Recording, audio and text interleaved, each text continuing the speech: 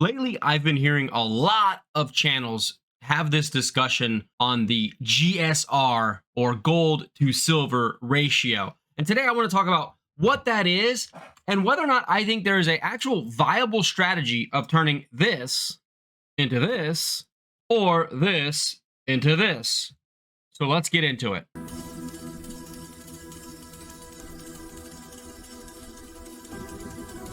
I'm sure this is not the first person you've heard talk about gold to silver ratio. So what even is this?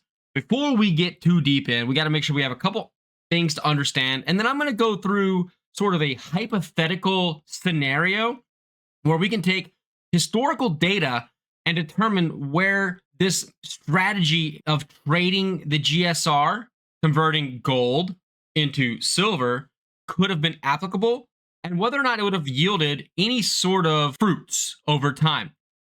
Then I'm also at the end going to give sort of my thoughts on how I would do it if I were going to do it, and also what the different levels of the GSR from, let's say, 50 to 100 means for me.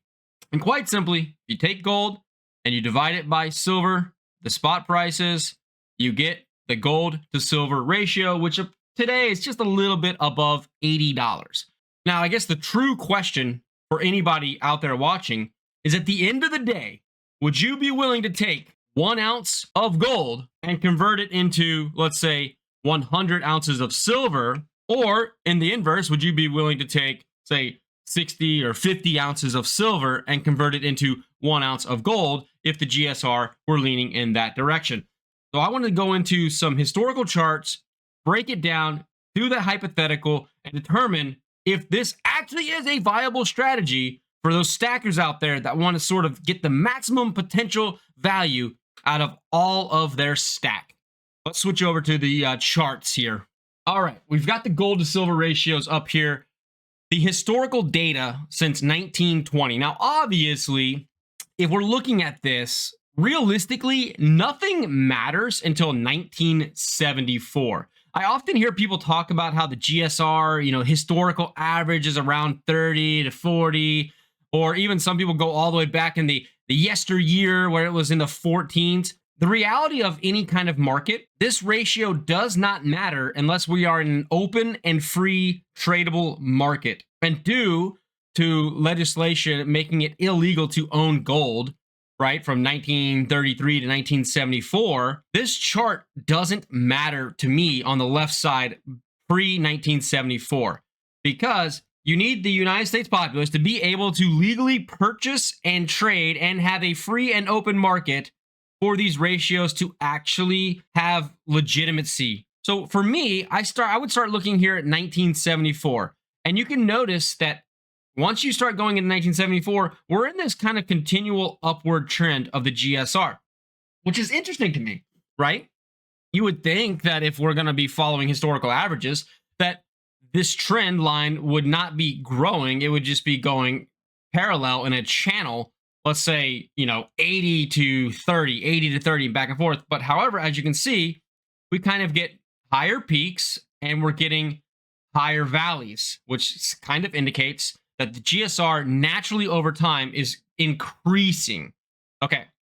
I also hear oftentimes people say, hey, if I were going to trade it when it gets to 100 to 1, right? When the GSR gets to 101, meaning 1 ounce of gold is equivalent to the price of 100 ounces of silver, that would be the time to trade in that ounce of gold for 100 ounces of silver. And or if I were in that situation, if I were buying gold and silver, I would probably not be buying gold, because it doesn't make sense to be buying gold when you're trading it in for silver, right? And I would be fully buying silver at that point. So I will get into some of a more like modern strategy that I think you might be able to implement. Again, I'm not giving financial advice per se. I'm just kind of going through, looking at historical charts and doing theoretical outcomes to determine what would have been feasible if the future were to follow the past. But in reality, the future doesn't always follow the past, and any of these numbers could just change in any direction. We're making assumptions, right? Whenever we're talking about trading this GSR, we are making some inherent assumptions here.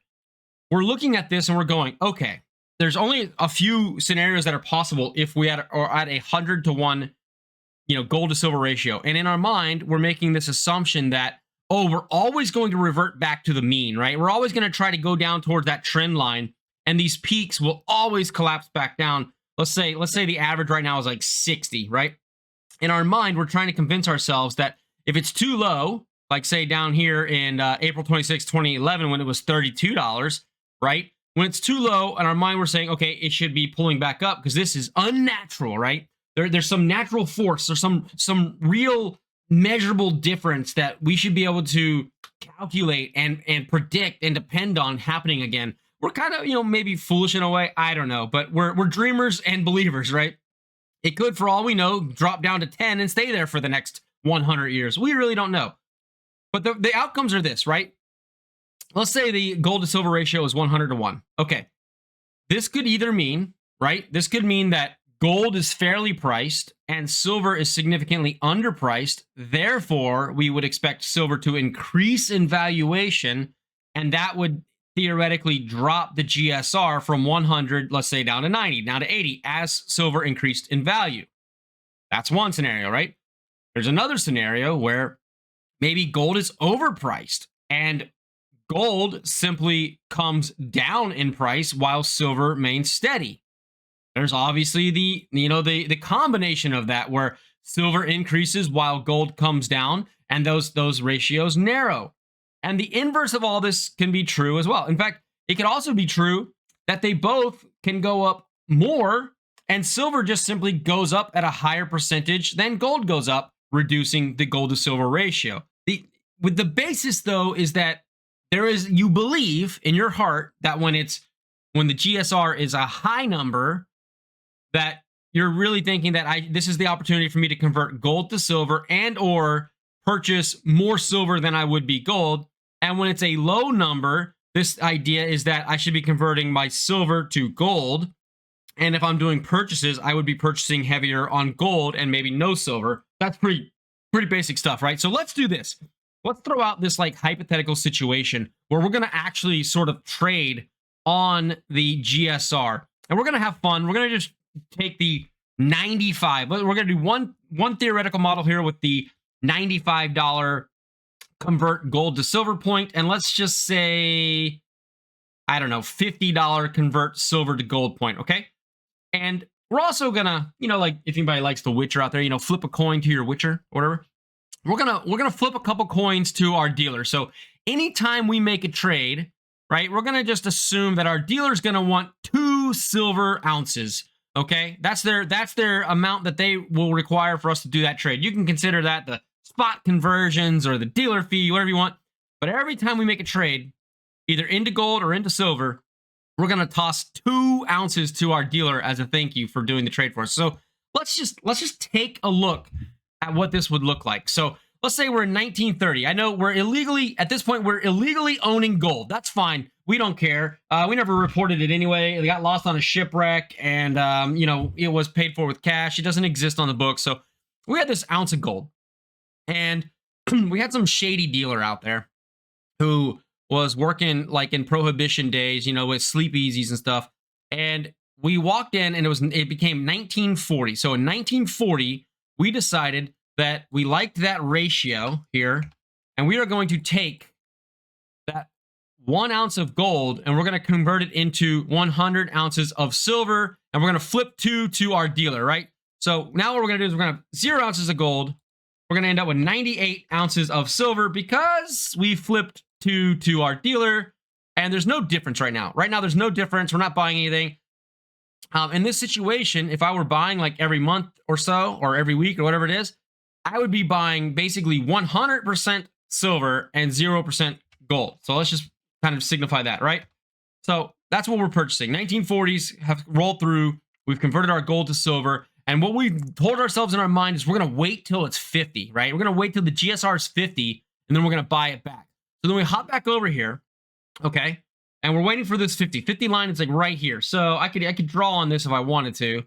We can get a little line here. It's okay. Let's get us a little line. Even though there's a line there, let's make it more pronounced. Yeah, that didn't work. Here we go. We're gonna go straight across this line here. We've got our 50 spot now. Okay. And let's exit that. Oh, okay, that didn't work. Whatever. we're over here and we hit it, guys. We hit it right here in 1946. So 6 years later, we finally hit it. And I would assume that during this time, we're probably buying mostly silver for 3 years. We're buying mostly silver because it's kind of above 75. It's kind of high. Around here, right, from I'd say 44 to 45, we're probably buying, a combination of gold and silver. Who really cares? And then here at 46, wham, bam, thank you, ma'am. We nailed that $50 mark. We are geniuses. 6 years later, we can do our conversion, and we're not going to worry about what we bought in between that. It was just more of an understanding of how your purchasing would be different. But now we're going to take that, and we've hit a ratio of 46. I mean, we nailed it, son of a gun. We nailed it. So we're going to take 46 of our silver and convert that into 1 ounce of gold. So we're going to end up, after this conversion in 1946, we're going to end up with 1 ounce of gold, and 46 minus 98, we get 52 ounces of silver, minus 2 because we flipped 2 to our dealer. Thank you, sir. I appreciate you. And now in this scenario, when the GSR is, the GSR now is what? Around 46. We're going to be primarily buying gold, and we're not going to be buying silver because, again, it would be pretty stupid to be buying silver when we just converted our silver to gold. We might as well just keep buying the gold while we think that it's underpriced and fair. Now, we do have a difference now. If you see, all things remaining the same, even after, flipping a couple coins out there, right? We are up. We are up. We have gained 50 silver pieces because we traded the GSR at 46 and we traded the GSR at 100. So here we go. We are now at a positive 50 silver pieces. I mean, I don't know. That's not bad. That's not bad. It took 16 years, right? We're not going to worry about that little guy. It did take 16 years, but regardless, we got our money. Now let's pop back over here. Let's see what's going on. Where are we at now? We're in 1946. Now, remember, our strategy is only if it gets to 100, do we trade it again? So right now, down here in this level, below 50, I would imagine that what we're doing here is we should be pretty much exclusively purchasing gold like crazy, especially if you get down here 16. Hell, you might trade in the rest of your silver for gold at that point, but we're not doing that strategy. We're just kind of maintaining. So we're just buying gold, buying gold, buying gold, buying gold. All right, we got our first pop above 50. Maybe here we start to slow down our purchases. And then here, and we're up to 1985, ladies and gentlemen. 1985, we look at this and we go, you know what? We're finally starting to go above 50. We're hitting 75, but our strategy was 100. So we're just holding firm. But maybe we're now starting to buy a little silver and buying a little gold. So let's just go ahead and mark this in here. The 1985, I'm going to put 1985 in here. 1985, the silver to gold ratio was about 76. We're about 76 here. And now we're buying, like, let's just maybe we're buying 50-50, right? Maybe we're buying 50-50. A little gold, a little silver. Keep everybody fed and happy. No big deal. No big deal. Just keep them fed. All right, we're going through here, 1985. All right, boom, boom, boom. Things are getting exciting. Gold is taking off or silver is plummeting. One of the two things is happening, right? So we hit here, 1991, ladies and gentlemen. We did it again. Heroes of the gold and silver trade. We popped it. We're going to say 97.50 is 100 because, we got too excited. We've waited a long time for this trade. And we see above 90. We're ready to go to the dealer. We got dealer, convert me, baby. All right. And so let's just call it 100 again because I don't want to do the math. We're at 1991, right? 1991. We hit a 100, which means it's time to convert that 1 ounce of gold. We would have more ounces of gold, obviously, from the purchases, but we're not calculating it. We're just playing with this 1 ounce, okay? We'll take that 1 ounce of gold, and we will now convert it back into 98 silver. Why? Because we're tossing 2 to our dealer. So at this point, we've got 1 gold. Oh, sorry, we have 0 gold, and we will have 98, 148 silver. So there we are. We've gone from 0 gold to 148 silver, right? Does that work? Yep, 98 plus 50 from what we had. And now we're up to 148 silver pieces. And we are ready, guys. And we're back to doing the old purchases where we're purchasing $0 of gold right now. We're purchasing all silver because we think that silver is undervalued when gold is 100 to 1. Something's got to give at some point here, right? So we can probably go to this chart now. We're getting a little closer. Let's see. We were at 1991. We banked off the top. Now we're waiting for 50 again. So we're going to go back through here again. We're probably mostly buying gold. Excuse me. We're probably mostly buying silver here at these highs. Okay. Then we're dropping down to this 75 mark. I think probably around 1994 to 1997. We're probably buying a combination of gold and silver, right? So 1997, we'll hop in here. We got a nice little, we're doing a little combo. We're doing a little 50-50 combo again. We're accumulating wealth and stacking it up. We're at around the 75 again. We're acquiring both. Things are looking good. We are so good. All right, where were we? Boom, right around here, 97. And then look at this. Wheels fall off in 1998. We hit our conversion point again because we are the baddest mamma jamma. So 1998, bing, bing, bing. What do? We hit that 50 GSR ratio again. We are now going to take 50 of our silver and convert it into one gold coin, which will end us up with 98 here, -2 to our dealer. Boom. Thank you. We're up to now 1 gold and 96 silver. Look at this. We are up 96 silver after 2 consecutive trades. Now, here's the problem. And I guess it's not really a problem if you're in this for lifetime retirement. This is now 68 years, and we have essentially doubled our money. If you include the amount of fees that we've paid, we have actually doubled our money in 68 years. So I'm looking at this. It's very simple to say, is this possible? Is this a thing? Now, we're making assumptions that, premiums aren't eroding away at your value of what you're able to trade. We're considering this a one-to-one trade, right? That the premiums aren't higher on one asset versus the other at the time of trade. We're assuming we've got a very friendly dealer who really wants to hook us up, right? And make us, a friend of the store. We're also assuming that we lived 68 years since we started acquiring our stack, right? But this is, maybe this money's in a trust and it's going to be around for 300 years. And this is the strategy that they deploy. Can it work? Yes. Is it worth your time and energy? Maybe. That's a case-by-case basis, right? Like if you've got the time to wait and plan and it doesn't hurt you and you're buying anyway, like I said, I'm buying anyway throughout all these years, I'm still buying and acquiring. I'm just changing what I purchased depending on, the ratios. I think it's perfectly viable and you could do it this way. You just got to be smart. Now, here's the problem. We did 100 to 50. If I really, again, we don't care what happened before 1974. Let's be honest. Before this chart shows right here, we do not care. It didn't matter. Gold and silver, wasn't legal to own. It did not matter, right? That wasn't what we're trying to focus on here. So now we're in this world. I'm looking at this chart. If I were to be doing this today, I would be choosing different levels. And I think this is probably how I would do it personally. I'm looking at this and I'm seeing at the 75 mark, it happens quite a bit. And this is about 80 right here.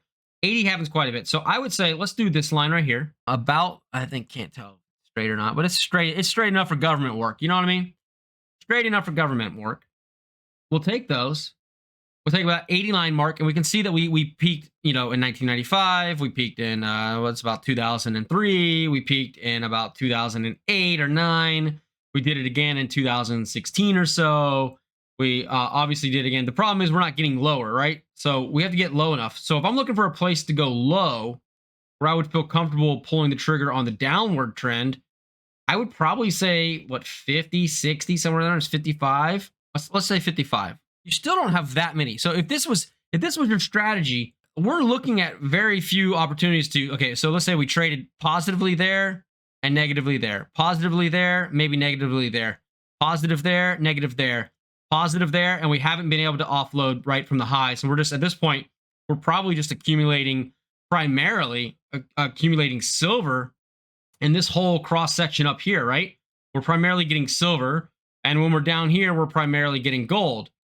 And in the middle here, we're getting a bit of both. It doesn't really matter, right? Maybe when it's a little lower, you're getting more gold, and when it's a little higher, you're getting more silver. Like pretty basic strategy, I would say, for trading this. Then I don't know. here's my problem with all this. Let's clean this up. Here's my problem. And I think that's something that everybody needs to consider is I don't think there's any hard line rule here anymore, because let's be real, guys. This is kind of what's going on. You could probably draw a line more like that. Maybe we can drop this down a little bit and make it a little bit more realistic. Something like this. I don't know. Right? This is probably a more realistic line to kind of chart the course of what has been happening. But if this holds, like this kind of continual increase is what we talked about earlier, right? We have continuing growing peaks and continuing growing higher valleys. You're going to have to constantly be fluctuating with your line. You're not going to be able to just pick like 80. You're going to have to kind of do a forecasting out there and kind of pick a line for your, I guess I should have changed that color, but like pick that color to be for gold, right? That's your gold line where you're converting your gold to silver, and then you can have your silver line. I don't think we have a silver line. We got anything here? That's close enough. And then we can have a silver line where you're probably your trading window is narrowing is kind of what I'm getting at here. And so you're going to be doing a lot more trading theoretically, making smaller margins on each one. And if you're paying fees, so is it doable? Is it possible? I would say absolutely it's possible. Is it going to make a huge difference in your stack size? Not for a very long time, but it is a positive difference. So like I can't argue that it's like not a potential strategy. It may not be the strategy for me. What I would do, and this is kind of what I've alluded to, and this is kind of how I'm operating right now, is I would look at this and I would go in like some of these. Let's do this little pencil here. In some of these areas, I screwed that up. Wrong color. Sorry. Up in these areas, right, I would be a heavier buyer of silver, and maybe I buy a small quantity of gold here or there, just in case they both moonshot up to like, double again. And then the same thing down here, right? Down here in this area, I'm going to be buying primarily gold when the ratio is at its lower side, and I'll be buying silver at the higher side. And the idea there is that if gold is overpriced and comes down, whatever, I'm not losing as much and I can buy more when it comes down. And the same thing with silver, if silver's overpriced and coming down, meaning the ratio is going up because silver's price is going down, or vice versa, then, I can acquire because I can acquire more gold, right? I just wanted to go through that. I know it's not like the most riveting, exciting thing, but I just thought about it. It's like, and I said I would kind of give my thoughts on this in terms of like my personal situation. Again, this is not financial advice at all. This was just, again, a theoretical charting of determining if this GSR trade could even be possible. Could it add to your stack? I think ultimately, yes, it could. If you have a very long time horizon, right? You're in the accumulation phase of your stack and you're looking far out into the distant future. I think it could help you. However, would I ever seriously trade this for that? I will never say never, but if the gold to silver ratio got to 200, I could see myself trading in this gold for silver. And if the gold ratio gold to silver ratio got to, let's say, 45, 35, I could see myself trading in a bunch of my silver for gold. Yes. Do I think that's going to be likely to happen? No, not really. So instead, I'm kind of just deploying the strategy that I mentioned. When the gold to silver ratio is above, let's say, like 80, when it's above 80, I'm going to be buying primarily silver and stacking silver. And when it's below, say 75, 70, when it's below 75 to 70, I'll be increasing my gold purchases throughout there. And that's simply because the charts of the historical past may not be as relevant today as they were 20, 30, 60 years ago, because it's a totally different market. People have online purchasing powers. There's ETFs to trade gold and silver. Rookie amateur traders can hop into commodities market and throw their Bitcoin money at it. The world is a different place. Hedge funds have trillions of dollars that they can just manipulate markets up and down at a whim without even concern for the waves and ramifications of those trades. We have algorithmic computer trading on all of these ETFs, all of these stocks, all these mining stocks that everybody wants to be in. There's algorithmic AI trading on all these things that as soon as there's news one way or the other, they sell, they throw in stop losses when they buy. Like it's a different world, a different economy. There's more volatility. There's higher percentage movement up and down for each of these things. It is not the same world as it was even 30 years ago, guys. And that's my perspective. I hope this helps. I appreciate you guys watching. Leave a comment. Let me know what you think about the GSR. It's been a hot topic in a lot of channels. I thought I'd just give, my 2 cents. We all are human beings. We all have opinions and some kind of hole in our body, right? So that's all I got. Love you, appreciate you. If you got anything out of this video, make sure you like, comment, share it with somebody that might want to watch it. Drop it in a forum or Reddit or Discord or something. And I will see you guys next time. Peace out.